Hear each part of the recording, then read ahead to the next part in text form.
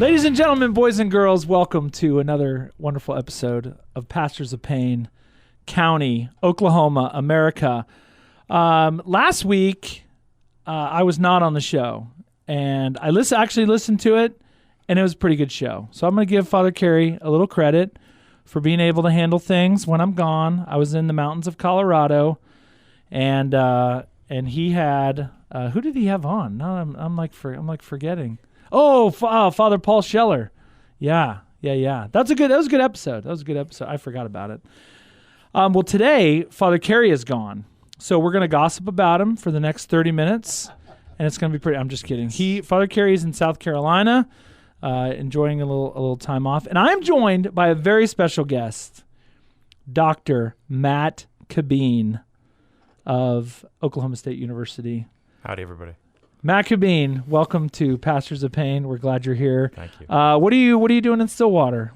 How'd you get here? What's happening? First time I ever set foot in Oklahoma was to interview for the job I have now. I'm an assistant professor of microbiology in the Department of Microbiology and Molecular Genetics. Bam. What building? What building? Life Sciences East, so just west of the library. It doesn't have a name. Yeah, it's like that these days that's probably a good thing. Yeah, that's probably a good thing. Names get taken off, and you've been here how long? Stillwater. 3 years. It's 3 about years. 3 years. Okay. We moved here. Yeah, you came like right when Father Carey came. A little after, actually. A little after, and then I came a little bit after That's that. right. So we're all new. We're all relatively speaking. all new. Every year it gets to be more and more like home. To good old Payne County. And you're originally from? Connecticut, but coming here from Boston. There it is. We have that in common. A little East Coast. Yes, I knew when I moved here, it was immediate Boston connections with the Cabeens. That's right. Okay, what do you teach? I mean, you teach microbiology. What is that for the lay person out there unfamiliar with the way sciences work? Biology of tiny things. So microbiology covers bacteria, viruses, fungi, and tiny eukaryotes. Those are organisms that have a nucleus, sort of like us, but are really tiny. And the classes I teach, one is an introduction to microbiology, so it covers a whole bunch of stuff. I bet that's a very interesting topic these days. Yeah, sure. Yeah. Everyone's an expert on viruses now. Everybody wants to know about them and about some of the other stuff we cover, too. Basic immunology, how our bodies fight infections, especially of little things like bacteria and viruses. And the other class I teach is about antibiotics and antibiotic resistance. Yeah. And that class has a history component where we talk about how antibiotics changed the world and how really we think about it now, we take it for granted that when you get a scratch in the garden, you're not going to die from an infection, and that's because we have antibiotics available. But it was really only a little more than 100 years ago that the germ theory of disease was even conceived and became widespread. Before that, for almost 2 millennia before that, people thought that diseases were caused by imbalances among the four humors, which led to things like bloodletting and so leeches. Forth. Exactly right. I remember learning about that. Wow. Okay. And so you are we going to have class this fall? What's the deal? It's a mess, honestly, but we're going to do the best, make the best of a bad That's not situation. your call. It's above your pay grade. Well, yeah, and we have a situation now where I have a class, that antibiotic class has turned out to be quite popular. I've got 91 students enrolled in a classroom that now, post-social distancing, can hold 16 persons. So it's going to be sort of a rotating thing. Wow. That students are going to be able to come every now and then to class. And we've got a lot of – OSU's been great about it, giving us the technology we need in order to broadcast things to do the things rest of the online. class. Wow. Okay, now some of you, if you go to St. Francis Xavier, you also know Matt. You may have not seen him, but you've heard his voice because Matt is the director of our choir. Tell us about that. You're a microbiologist / choir director. Yeah, I guess we just sort of fell into that. I've been singing for a long time and had the pleasure. So I'm an adult convert to Catholicism. I came into the Catholic Church at Yale University in 2006, so 46 years after Peter Kreeft did at the same place. It turns out. I didn't know that. Peter Kreeft is a great author, Catholic apologist, philosopher. Boston College wow. professor. But anyway, it's wild. I had been singing in choirs, sort of semi-professional choirs before that, and then had the pleasure of working with a guy named Richard Gard, who was I knew from Yale from these choirs that we sang, and he was the choir director there at St. Thomas More, and he sort of took me under his wing, taught me how to be a cantor, taught me about how Catholic music worked as opposed to the Protestant music that I'd grown up with, because the typical churches that I went to before, there wasn't really like a cantor. There was no sung psalm or anything like that. And so I learned under him. And then when we lived in Boston, I ended up being a cantor and running one of the masses that we had just with a cappella music. And then coming here, I don't know, just sort of ended up doing it a little bit. There was no plan. It was like, hey, you should do this. And you were like, yeah, all right, good deal. And it's working. It's awesome. So, I mean, we get it. People say, Matt will be humble about it, but people, come and are so, I think, inspired by the music at the parish. And we certainly have the space for it. I mean, a beautiful space. And so to match beautiful music with the beautiful church, making magic. And it's a really important part of liturgy, too. It's not just icing on the cake, so to speak. I mean, it's part of it. It's huge. To know how the church views it. I mean, you've heard the saying that he who sings well prays twice, in the words and in the music. Yeah. And it moves us in ways that just talking does not. And people don't really know this, but just as the church specifies the readings for each Sunday, there are also those chants that we do, and those are specified for each Sunday too. So it's all part of the sacred curriculum. You have the readings, you have the prayers, you have the music. Yeah, I love it. We're not going to talk about music today, though, even though we could. We could do multiple episodes on awesome or bad church music, and I know everybody has their opinions on all things musical. But I want to talk about, obviously science is in the news, right? We can't get away from it. Microbiology in the news, and we're not going to talk about COVID-19. Thank you. I know it's like everybody wants to. I'm sure everybody when they find out, or you're probably like in public, you're like, oh, I'm a professor of what? Science, music. No, right. Make something up. But there is this, Matt. There's like this tension out there. So this is kind of a broad topic of science and religion. Right. And the perception is religious people can't be scientific, and scientific people can't be religious. But now here you are. You're a devout Catholic. You're raising your children in the faith, and you're a scientist. So what's the deal? How is this? First of all, there are a lot of people like me. There are a lot of people out there who are both scientists and persons of faith. So that's not a unusual thing just to begin with. And there are many examples you can point to in history of great scientists who are also let's talk about people. Give us some good ones. We usually, if you read a textbook of genetics, you hear about a man named Gregor Mendel who did this experiment with pea plants to show how genes sort among offspring, right? Mendelian genetics. But you never hear in textbook that he's Father Gregor Mendel. So I went to public school my whole life, and I'm proud of that. And it was awesome. I had a great education, and learned that. I mean, I took biology and all kinds of chemistry, whatever else, and learned about Gregor Mendel. I could tell you, but I think I was in seminary when I learned that he was a priest. Right. And I was kind of ticked off. No one ever told you that. Yeah, that he was like a monk and In fact, Bishop Robert Barron, he has in his diocese, he has these posters up in the Catholic schools of these famous priests and Catholic and scientists, Catholics who are scientists. So Georges Lemaitre is another priest. He's best known for developing the Big Bang theory, which oftentimes people are like, oh, I don't believe in God. I believe in the Big Bang. Guess what? Who invented the Big religious Bang, man. Somebody who believed in God. And the list goes on and on. I mean, Newton, Kepler, all Galileo, all these guys who developed scientific tools throughout the ages. Also, what did Kepler do? So Johannes Kepler, the motion of the planets. Yeah. And, he was an astronomer. Wow. Okay. So all religious people. So where did it come? Like, how did we get to this? What seemingly in the 21st century, where science and religion are so? I think part of it is if someone first were to say to me, how do you reconcile religion and science? Because the two are opposed. Like even you said, there's this tension between the two. I would ask for some specificity. What tenet of religion or of faith is opposed to what finding of science? So some people would say miracles. Jesus healing people, or more modern day Jesus is not physically walking among us, but there are these like modern day sort of healings. Mm-hmm. Yeah, so let's talk about that. The idea of miracles.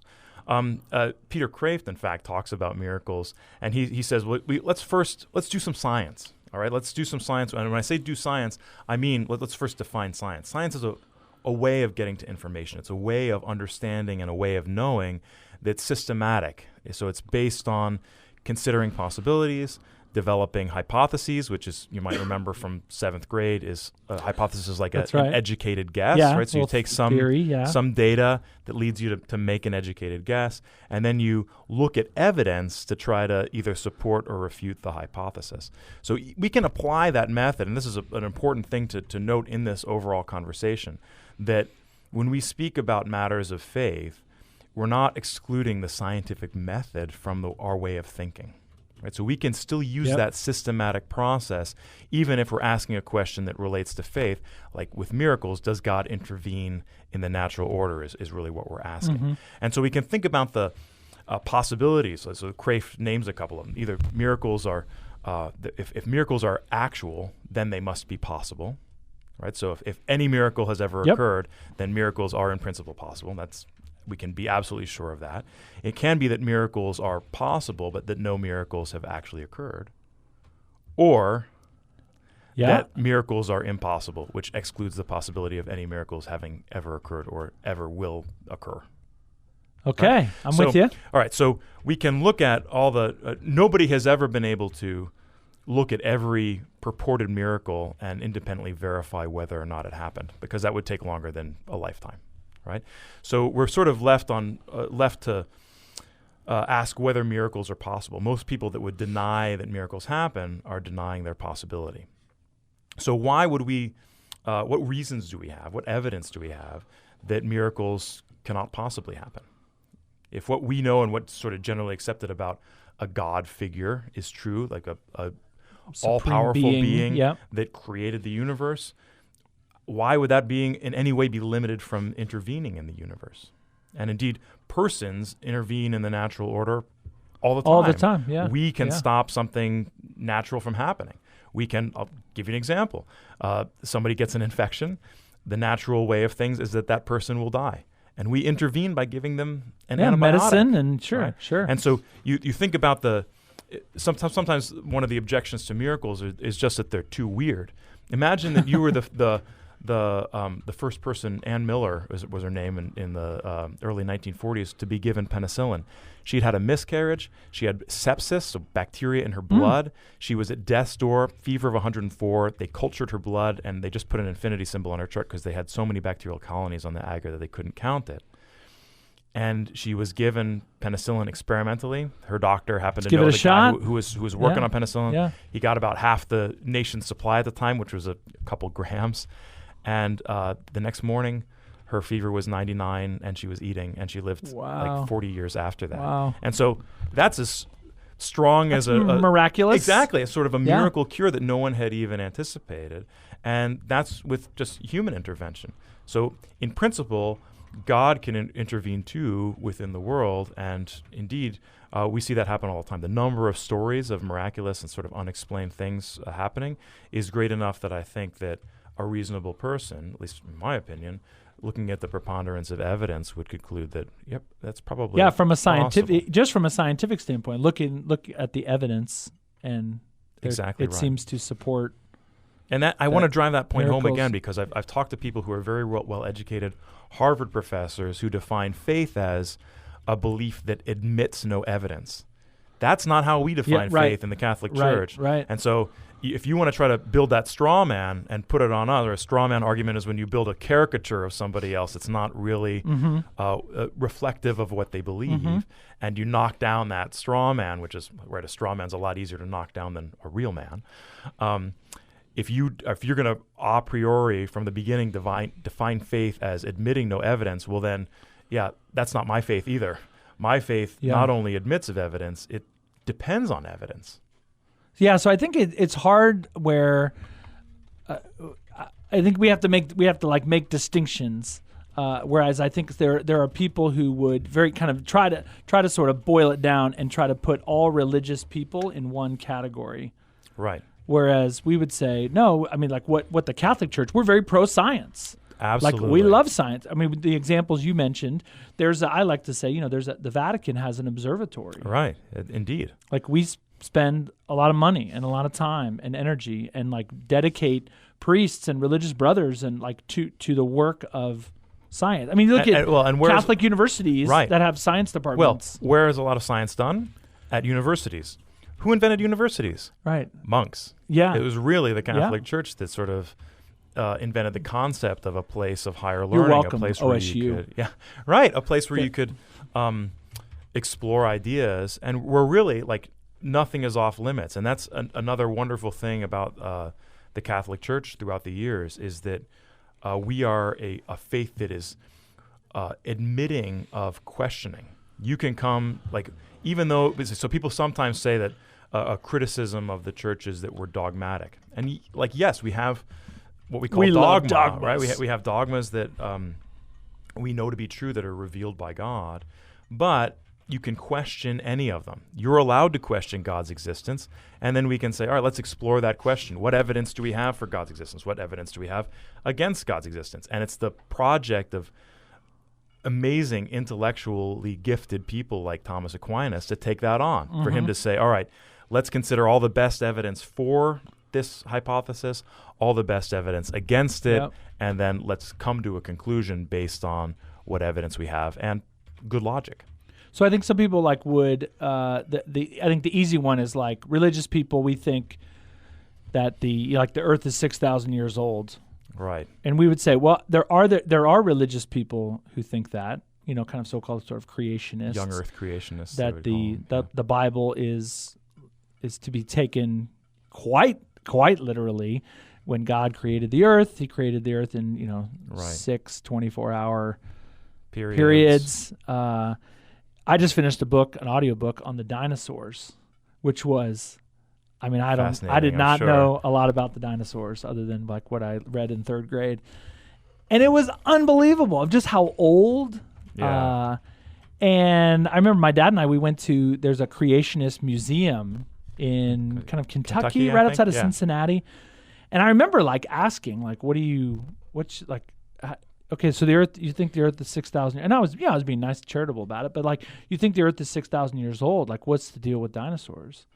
And in this particular person, I don't know if this is the widely considered sort of theory on that, but basically the explanation that I received was that dinosaur bones are kind of are a temptation of the devil to get us off literally believing in Scripture. And I was just like, what? Well, let's explore that a little bit, because I think there's the notion of let's say young Earth creationism versus a more sort of evolutionary view has really been a sort of a flashpoint in American culture. Certainly, public schools. Exactly. And what do we teach? What are we going to teach in schools? And I think there's some misunderstandings on both sides there. And so let's define some terms. Yeah, go for it. I try to do this with my students too. Because there's some extrapolation that goes on that's unfair on both sides. So let's consider, first of all, evolution, Charles Darwin, and what Charles Darwin sort of Origin of put Species. in the Origin of Species. Now, I'm glad you said that, because that's the name of the book, all right, On the Origin of Species. It's not on the origin of life. It's on the origin of species. So evolution is a theory, a quite nice one, that explains how it is that living organisms change over time. And Darwin himself observed this happen. You can see it happen yourself in agriculture, for example. We've bred animals to we do that right produce here in more Stillwater. milk. Right, we breed wheat to produce more, to be more resistant to drought, etc. So we select for variations, for change that has occurred that has some kind of property that we like. And the same process, Darwin realized, occurs in nature too. There are what we call selective pressures, where a particular population with the particular genetic mutation might have an advantage over other members of that population.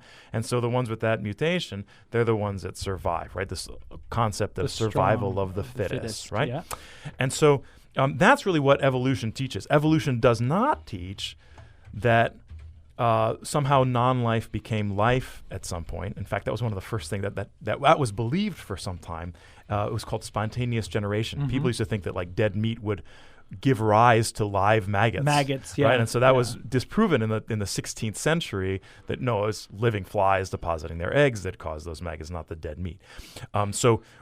Scientifically, we have no evidence that non-life ever becomes life, despite the fact that many people have tried to make this happen. Yep. And so sometimes people think that evolution teaches that unlike God making life, turning non-life into life, that somehow it happens spontaneously. That is not a teaching of evolution, right? So that's a mischaracterization. Many people who are believe in evolution also believe in spontaneous generation at some point, but that's not taught by the theory of evolution. And then on the other side, you have this, how did they arrive at this young Earth sort of hypothesis or this young Earth model? Well, it's going back in the genealogies of the Bible and sort of saying, all right, well, if we think that so-and-so is this old when they begat their son and so forth, if we go backwards in time, that makes the Earth only about 6,000 years old. Now, what we would say as Catholics is that's sort of an overly literal reading of the Bible. Yep. And not really, it's not just an error of interpretation, but sort of a misjudgment of the kind of document that the Old Testament is. Yeah. It's actually reading it more as a scientific document than as a religious kind of document. a history book. Right. Yeah. It's not. So it's as if you have some people sometimes say, oh, the Bible's full of inconsistencies. There's this one story that says that Jesus gave this sermon on a mountain, and then another one says that he gave it on a plain. So obviously we can't trust it because there's this inconsistency in it. But the Bible's not a scientific document, and that's missing the forest for the trees. It's as if we were at war, and some messenger came back and he said, General O'Brien, sitting astride his horse, said that we won. And then another guy comes and he says, General O'Brien, standing next to his horse, says that we won the war. And we say, well, we're not sure whether we won or not because we're not sure whether he was astride his horse or standing next to it. And it's like, no. The point is, we won the war. Like that part is not in doubt. And so I think sometimes the same thing happens when we try to take an overly literal interpretation of the Bible. The point of the Genesis story, as Scott Hahn points out excellently in this Bible study called Genesis to Jesus, of the creation account, is not to provide sort of a scientific document saying, all right, the first day of creation was 24 hours and 0 minutes and 0 seconds that happened. Rather, it's telling us who did it, that it was created by God, and maybe more importantly, that he created the world to be good. So it's really more about who did it than the exact mechanism by which it was created or the timeline by which it was created. Wow. And so in that way, that God has charged us with using our own powers of observation, sometimes systematically, like using science, to determine things about how the world works. Like it was not revealed to us by faith or by revelation that the sun is the center of the solar system, about how old the Earth is. That's stuff that he leaves to us to work out by our own powers of observation. Yeah. So the idea of faith, we have faith, but we also have reason. So I think especially in Catholicism, I think one of the great contributions to the world is that we have both, and both are good, both are God-given, and they're not. They actually, literally, they cannot be in conflict with one another. The only thing that can, because both of them are ways of getting at the truth. The only thing that can contradict truth is falsehood, not another way of knowing the truth. And so there are, I want to introduce a couple other terms. One is fideism, which says that everything we know, we have to know by faith alone. And the other is rationalism, which many scientists make this error. They think that everything that's worth knowing we can know only by our reason, by our powers of observation. But the Catholic Church has always held that it's a mixture of the two, and that in fact they cannot conflict because they're both aimed at knowing the truth. And the truth is the same in both cases. What really is, really is. I love that. Yeah, so I think to be able to, in your case, as a man of faith and as a scientist, I think is a beautiful witness. And you said that there's others like you. There's more of us out there. So many. But the kind of, I think the easy way out is science and religion don't mix. And if you're a scientist, you can't be religious. And if you're religious, you can't be a scientist.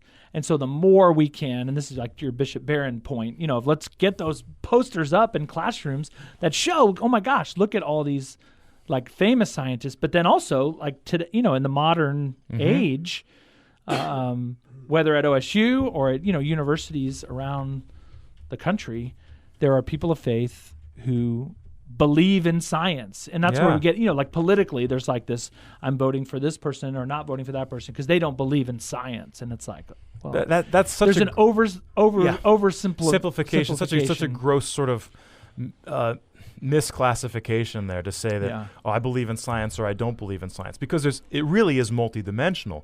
You have a healthy skepticism. You should have a healthy skepticism as a scientist to say, if someone makes some claim, for you to be able to say, show me the evidence.